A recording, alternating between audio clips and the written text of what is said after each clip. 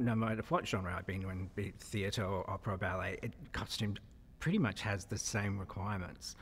So this piece was great, and since the piece took place over almost a century, it was extra challenging, but ultimately extra rewarding to be able to define all those periods and all those moods and all those emotions of this character through all that time. When we were talking about her character and so forth, and what had happened to her, this woman had been alive for a century, which means she had a pretty damn good wardrobe. And as Blake said, why wouldn't you wear that? Why wouldn't you wear all those favourite pieces of clothing from the 20s and 30s and 40s and so forth? So the challenge, and what we felt was great, was to actually incorporate those vintage pieces into her contemporary look.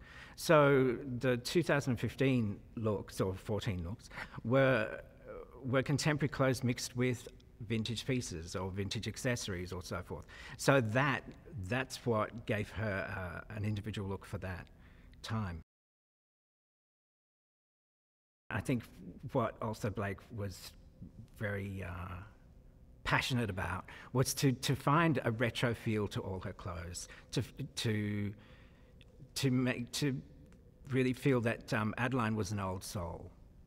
Now, that we could actually say that this woman dressed as an old soul as opposed to dressing as an old woman, which we couldn't really make work with Adaline. And she wasn't an old woman, and she had to always appear contemporary and young and lovely, but someone who had been here for 100 years.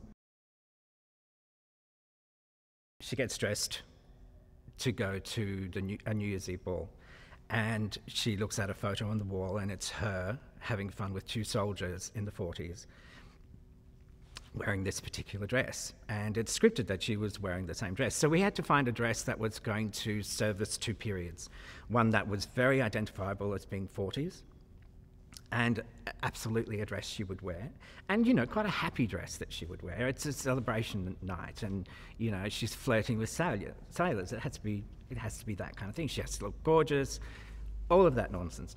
But at the same time, she had to rewear that dress in New Year's Eve 2014, and not look out of place, and not look weird or clumsy or why is she wearing that old dress?